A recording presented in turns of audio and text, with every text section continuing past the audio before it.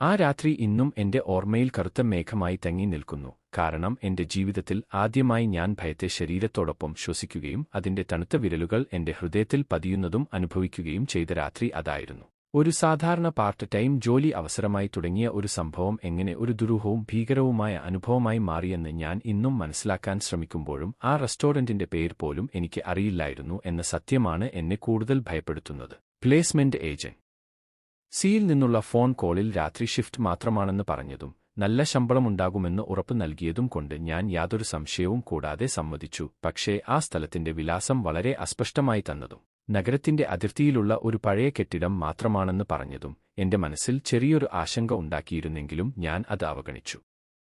ആ കെട്ടിടത്തിന് മുന്നിലെത്തുമ്പോൾ സമയം കൃത്യം 10 മണിയായിരുന്നു. ചുറ്റും വെളിച്ചമില്ലാത്ത ഇരുണ്ട റോഡും കാറ്റിൽ കുലുങ്ങുന്ന പഴയ ബോർഡും മാത്രമേ കണ്ടുള്ളൂ. ബോർഡിൽ അക്ഷരങ്ങൾ മങ്ങിയതിനാൽ റെസ്റ്റോറന്റിന്റെ പേര് വായിക്കാൻ പോലും കഴിഞ്ഞില്ല. വാതിൽ തള്ളി അകത്ത് കയറുമ്പോൾ പഴകിയ ഭക്ഷണത്തിന്റെ മണം, ചുവരുകളിൽ ചുരണ്ടിപ്പോയ പെയിന്റ്, മങ്ങിയ മഞ്ഞ വിളക്കുകളുടെ പ്രകാശം എല്ലാം ചേർന്ന് ആ സ്ഥലം ജീവിച്ചിരിക്കുന്നതല്ല, മറിച്ച് എന്തോ മരിച്ച ഓർമ്മകളുടെ ശേഖരമാണെന്ന് തോന്നിച്ചു. അവിടെ ആരും ഇല്ലായിരുന്നു. റിസപ്ഷൻ കൗണ്ടറിന് പിന്നിൽ ഒരു പഴയ രജിസ്റ്ററും അതിന്റെ മുകളിൽ ഒരു കുറിപ്പും മാത്രം.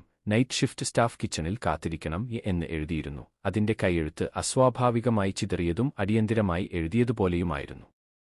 ഞാൻ കിച്ചണിലേക്കുള്ള ഇടുങ്ങിയ വഴിയിലൂടെ നടന്നു പോകുമ്പോൾ നിലത്ത് എന്റെ കാലടികളുടെ ശബ്ദം മാത്രം മുഴങ്ങുകയും ഓരോ ചുവടും ഒരു ശൂന്യമായ ഹാളിൽ പ്രതിധ്വനിക്കുകയും ചെയ്തു. കിച്ചണിൽ കയറുമ്പോൾ എല്ലാ ഉപകരണങ്ങളും ക്രമമായി വച്ചിരുന്നെങ്കിലും അവയിൽ ജീവന്റെ ഒരു അടയാളവും ഇല്ലായിരുന്നു. ഫ്രിഡ്ജിന്റെ മന്ദമായ ശബ്ദം മാത്രം കേട്ടു. എന്നാൽ കുറച്ച് നിമിഷങ്ങൾക്കുശേഷം ആ ശബ്ദവും അപ്രത്യക്ഷമായി. അപ്പോൾ അപ്രതീക്ഷിതമായി പിന്നിലെ വാതിൽ അടഞ്ഞ ശബ്ദം കേട്ടു. ഞാൻ തിരിഞ്ഞു നോക്കുമ്പോൾ ആരും ഇല്ല. പക്ഷേ വായുവിൽ ഒരു തണുപ്പ് പടർന്നിരുന്നു. എന്റെ ശ്വാസം പോലും ദൃശ്യമായി മാറുന്നതുപോലെ തോന്നി. ഞാൻ പുറത്തേക്ക് പോകാൻ ശ്രമിച്ചപ്പോൾ പ്രധാന വാതിൽ പൂട്ടിയിരിക്കുന്നതായി കണ്ടു. അകത്ത് നിന്ന് തുറക്കാൻ കഴിയാത്ത വിധം അത് കുടുങ്ങിയിരുന്നു. എന്റെ ഫോൺ സിഗ്നൽ ഇല്ലാതായി. സ്ക്രീനിൽ സമയം മാത്രം മിന്നിമറയുകയും ബാറ്ററി ശതമാനം അപ്രതീക്ഷിതമായി കുറയുകയും ചെയ്തു. ഞാൻ വീണ്ടും കിച്ചണിലേക്കു തിരിഞ്ഞപ്പോൾ ചുവരിൽ ഒരു നീണ്ട നിഴൽ നീങ്ങുന്നതായി കണ്ടു. പക്ഷേ എന്റെ പിന്നിൽ ആരും ഇല്ലായിരുന്നു. ഞാൻ നിശ്ചലമായി നിൽക്കുമ്പോൾ ആ നിഴൽ മാത്രം അല്പാൽപമായി നീങ്ങി വാതിലിന്റെ ചുവട്ടിൽ എത്തി. അതിന്റെ തലഭാഗം വാതിലിന്റെ അരികിലേക്ക് ചെരിഞ്ഞ് ആരോ അകത്ത് നിന്ന് നോക്കുന്നതുപോലെ തോന്നി. എന്റെ ഹൃദയം അത്ര ശക്തിയായി ഇടിക്കുകയായിരുന്നു. എനിക്ക് എന്റെ ചെവികളിൽ അതിന്റെ ശബ്ദം കേൾക്കാൻ കഴിഞ്ഞു. ഞാൻ ഓടണമെന്ന് തോന്നിയെങ്കിലും കാലുകൾ ഭാരം പിടിച്ചതുപോലെ നീങ്ങാതെ നിന്നു. അപ്പോൾ പെട്ടെന്ന് എല്ലാ വിളക്കുകളും ഓഫ് ആയി. ഇരുട്ട് ഒരു കറുത്ത പുതപ്പുപോലെ എന്നെ മുഴുവൻ മൂടി. ഞാൻ കൈകൾ നീട്ടി എന്തെങ്കിലും പിടിക്കാനായി ശ്രമിക്കുമ്പോൾ എന്റെ വിരലുകൾ തണുത്ത ലോഹത്തിൽ തട്ടി. അത് ഒരു സ്റ്റോറേജ് റൂമിന്റെ വാതിൽ ആയിരുന്നു. പിന്നിൽ വീണ്ടും ആ നിഴലിന്റെ സാന്നിധ്യം ഞാൻ അനുഭവിച്ചു. ശ്വാസം എന്റെ കഴുത്തിന് സമീപം പതിയുന്നതുപോലെ. ഞാൻ ധൈര്യം ചുരണ്ടി വാതിൽ തുറന്ന് അകത്ത് കയറി. പക്ഷേ അകത്ത് കയറുന്ന നിമിഷം വാതിൽ സ്വയം അടഞ്ഞു. പൂർണ്ണ ഇരുട്ടിൽ ഞാൻ ഒറ്റയ്ക്ക് കുടുങ്ങി. പുറത്തേക്ക് നിന്ന് ആരോ ദമായി നടന്നു പോകുന്ന ശബ്ദം കേൾക്കുമ്പോൾ ഞാൻ മനസ്സിലാക്കി, ഈ രാത്രി ഒരു സാധാരണ ജോലി രാത്രിയല്ല. ഇത് എന്തോ എന്നെ കാത്തിരിക്കുന്ന ഭയത്തിന്റെ ആരംഭം മാത്രമാണെന്ന്. സ്റ്റോറേജ് റൂമിന്റെ ഉള്ളിലെ ഇരുട്ട് എന്റെ കണ്ണുകൾ മുഴുവൻ വിഴുങ്ങിയതുപോലെ തോന്നി. ഞാൻ കൈകൾ മുന്നോട്ട് നീട്ടി മതിലുകൾ സ്പർശിക്കുമ്പോൾ അവ ചൂടില്ലാത്ത ശവകുടീരക്കല്ലുപോലെ തണുത്തതും ഈർപ്പമുള്ളതുമായിരുന്നു. അകത്ത് പഴയ മസാലപ്പൊടികളുടെ മണം കലർന്ന ഒരു മുരടിച്ച ഗന്ധം ശ്വാസമുട്ടിക്കുന്നതുപോലെ നിറഞ്ഞിരുന്നു. പുറത്തുനിന്ന് ആരോ പതുക്കെ നടന്നു പോകുന്ന ശബ്ദം കൂടുതൽ വ്യക്തമായി കേൾക്കാൻ തുടങ്ങി. ഓരോ ചുവടും വാതിലിനരികിൽ വന്ന് നിൽക്കുന്നുവെന്ന തോന്നൽ എന്റെ നെഞ്ച് പൊട്ടിത്തെറിക്കുമെന്ന പോലെ ഇടിപ്പിച്ചു. ഞാൻ വാതിൽ തുറക്കാൻ ശ്രമിച്ചപ്പോൾ അത് അകത്ത് നിന്ന് തുറക്കാനാകാത്ത വിധം പൂട്ടിയിരിക്കുന്നു എന്ന് മനസ്സിലായി. ഞാൻ മുഴുവൻ ശക്തിയും ഉപയോഗിച്ച് തള്ളി നോക്കിയെങ്കിലും വാതിൽ ഒരു ഇഞ്ച് പോലും ഇളകിയില്ല. ആ നിമിഷം ഞാൻ ഇവിടെ ഒറ്റപ്പെട്ടിരിക്കുന്നു എന്ന സത്യവും പുറത്തുള്ള എന്തോ സാന്നിധ്യം എന്നെ കാത്തിരിക്കുന്നു എന്ന ഭയവും ഒരുമിച്ച് മനസ്സിൽ കുത്തിപ്പോന്നു.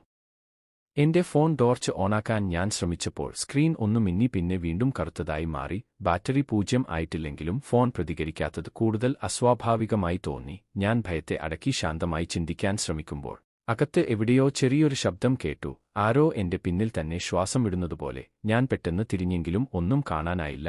എന്നാൽ ആ ശ്വാസത്തിന്റെ തണുപ്പ് എന്റെ ചെവിക്കരികിൽ പതിഞ്ഞതുപോലെ തോന്നി. ഞാൻ മതിലിനോട് ചാരിയിരുന്നു കണ്ണുകൾ അടച്ചു കുറച്ച് നിമിഷം പ്രാർത്ഥിച്ചു. ഈ സ്ഥലം വിട്ട് പുറത്തേക്ക് പോകാൻ ഒരു വഴി കാണിക്കണമെന്നായിരുന്നു എന്റെ മനസ്സിലെ ഏക ആഗ്രഹം. ആ വാതിലിന്റെ മറുവശത്ത് നിന്ന് മന്ദമായ ഒരു തട്ടൽ കേട്ടു. ആദ്യം ഒറ്റത്തവണ, പിന്നെ ഇടവിട്ട് 3 തവണ. അത് ഒരാൾ നിർദ്ദിഷ്ടമായി ഒരു സിഗ്നൽ നൽകുന്നതുപോലെ തോന്നിച്ചു. ഞാൻ ശബ്ദമില്ലാതെ വാതിലിനരികിലേക്ക് നീങ്ങി ചെവി ചേർത്തു. അതിനപ്പുറം ആരോ നിൽക്കുന്നു എന്ന് വ്യക്തമായി അനുഭവപ്പെട്ടു. അപ്പോൾ ആ നിഴൽ വീണ്ടും എന്റെ മനസ്സിൽ പ്രത്യക്ഷപ്പെട്ടു. കിച്ചണിൽ കണ്ട അതേ നീണ്ട രൂപം, അതിന്റെ തല വാതിലിന്റെ അരികിലേക്ക് ചെരിഞ്ഞ് അകത്ത് നോക്കുന്നതുപോലെ. ഞാൻ ഭയത്തോടെ പിന്നോട്ട് ചുവടുവച്ചു. എന്നാൽ വാതിൽ പതുക്കെ തുറക്കാൻ തുടങ്ങി. പുറത്തുനിന്ന് ആരും തള്ളാത്തപ്പോഴും അത് സ്വയം ഇളകിയതുപോലെ. വാതിൽ അല്പം തുറന്നപ്പോൾ ഇടുങ്ങിയ വഴിയിലൂടെ വരുന്ന മങ്ങിയ വെളിച്ചം അകത്തേക്ക് വീണു. ഞാൻ അവസരം പ്രയോജനപ്പെടുത്തി പുറത്തേക്ക് ഓടി. പക്ഷേ കോറിഡോറിൽ എത്തിയപ്പോൾ കെട്ടിടത്തിന്റെ രൂപം തന്നെ മാറിയതുപോലെ തോന്നി. ഞാൻ വന്ന വഴികൾ എല്ലാം ഒരേപോലെ നീളുന്ന ഇരുണ്ട പാതകളായി മാറിയിരുന്നു. ചുവരുകളിൽ പഴയ ഫോട്ടോകൾ തൂങ്ങിയിരുന്നതായി ഞാൻ കണ്ടു. അവയിൽ പഴയ സ്റ്റാഫ് അംഗങ്ങളുടെ ചിത്രങ്ങൾ ഉണ്ടായിരുന്നു. അവരുടെ മുഖങ്ങൾ അസ്വാഭാവികമായി മങ്ങിയതും കണ്ണുകൾ മാത്രം വ്യക്തമായി കാണുന്നതുമായിരുന്നുവ. ഞാൻ അടുത്തേക്ക് ചെന്നപ്പോൾ ഒരു ചിത്രത്തിലെ മുഖം പതുക്കെ മാറി എന്റെ മുഖമായി മാറുന്നതുപോലെ തോന്നി. ഞാൻ പേടിയിൽ പിന്നോട്ട് പതഞ്ഞു. അപ്പോൾ പിന്നിൽ നിന്ന് വീണ്ടും കാലടികളുടെ ശബ്ദം കേട്ടു. അത് വേഗത്തിൽ അടുത്തുവരുന്നതുപോലെ. ഞാൻ ഓടിത്തുടങ്ങി. എന്നാൽ എത്ര ഓടിയാലും അതേ ഇടുങ്ങിയ പാത തന്നെ മുന്നിൽ പ്രത്യക്ഷപ്പെട്ടു. ശ്വാസം മുട്ടി നിൽക്കുമ്പോൾ എന്റെ മുന്നിലെ ചുവരിൽ ഒരു വലിയ നിഴൽ വീണു. അത് എന്റെ ശരീരത്തിന്റെ നിഴൽ അല്ലെന്ന് വ്യക്തമായിരുന്നു. കാരണം അതിന്റെ തല വശത്തേക്ക് തിരിഞ്ഞ് വാതിലിന്റെ ചുവട്ടിലേക്ക് ചെരിഞ്ഞു നോക്കുന്നതുപോലെ ഒരു വിചിത്ര കോണിൽ നിലകൊണ്ടിരുന്നു. ആ നിഴൽ മാത്രം വ്യക്തമായി. എന്നാൽ അതിന്റെ ഉടമ ആരെന്നു കാണാനായില്ല. ഞാൻ ധൈര്യം ചേർന്ന് ഒരു വാതിൽ തുറന്ന് അകത്ത് കയറി. അത് വീണ്ടും കിച്ചൺ തന്നെയായിരുന്നു. എല്ലാം ആദ്യത്തെ പോലെ തന്നെ ക്രമത്തിൽ. പക്ഷേ ഈ സമയം മേശപ്പുറത്ത് ഒരു രജിസ്റ്റർ തുറന്നുകിടന്നു. അതിൽ ഇന്നത്തെ തീയതി എഴുതിയിരുന്നു. അതിന് താഴെ ഈ പുതിയ സ്റ്റാഫ് എത്തിയിരിക്കുന്നു എന്ന് രേഖപ്പെടുത്തിയിരുന്നു. ഒപ്പിടാനുള്ള സ്ഥലം ശൂന്യമായി. എന്നാൽ എന്റെ പേരെ പോലെ തോന്നുന്ന അക്ഷരങ്ങൾ അതിനരികിൽ പതുക്കെ തെളിയാൻ തുടങ്ങി. ഞാൻ വിറച്ചു നിന്നപ്പോൾ പിന്നിൽ നിന്ന് തണുത്ത ഒരു കൈ എന്റെ തോളിൽ സ്പർശിച്ചതായി ഞാൻ വ്യക്തമായി അനുഭവിച്ചു. എന്നാൽ തിരിഞ്ഞുനോക്കാൻ ധൈര്യം എനിക്ക് ഉടൻ വന്നില്ല. എന്റെ തോളിൽ പതിഞ്ഞ ആ തണുത്ത സ്പർശം ശരീരമൊട്ടാകെ മഞ്ഞുപോലെ പടരുമ്പോൾ ഞാൻ മിന്നൽ പോലെ തിരിഞ്ഞുനോക്കി. പക്ഷേ എന്റെ പിന്നിൽ ആരും നിൽക്കുന്നില്ലായിരുന്നു. എങ്കിലും ആ സ്പർശത്തിന്റെ ഭാരവും തണുപ്പും എന്റെ ചർമ്മത്തിൽ വ്യക്തമായി അവശേഷിച്ചിരുന്നതുകൊണ്ട് അത് എന്റെ ഭ്രമമാത്രമല്ലെന്ന് ഞാൻ ഉറപ്പിച്ചു. കിച്ചണിലെ മങ്ങിയ വെളിച്ചം വീണ്ടും കുലുങ്ങിത്തുടങ്ങി. ചുവരുകളിൽ വീണ നിഴലുകൾ അസ്വാഭാവികമായി നീളുകയും ചുരുങ്ങുകയും ചെയ്തപ്പോൾ രജിസ്റ്ററിലെ പേജിൽ എന്റെ പേരിനോട് സാമ്യമുള്ള അക്ഷരങ്ങൾ കൂടുതൽ വ്യക്തമായി തെളിഞ്ഞു. അത് ഞാൻ എഴുതാത്തതാണെങ്കിലും എന്റെ കൈയെഴുത്തുപോലെ തന്നെ കാണപ്പെട്ടത് എന്റെ ഉള്ളിൽ ഒരു വിചിത്രമായ ഭയം ഉണർത്തി. ഈ സ്ഥലം എന്നെ മുമ്പേ അറിയുന്നതുപോലെ. ഞാൻ ഇവിടെ എത്തുന്നതിനു മുമ്പേ തന്നെ എന്റെ വരവ് രേഖപ്പെടുത്തിയതുപോലെ.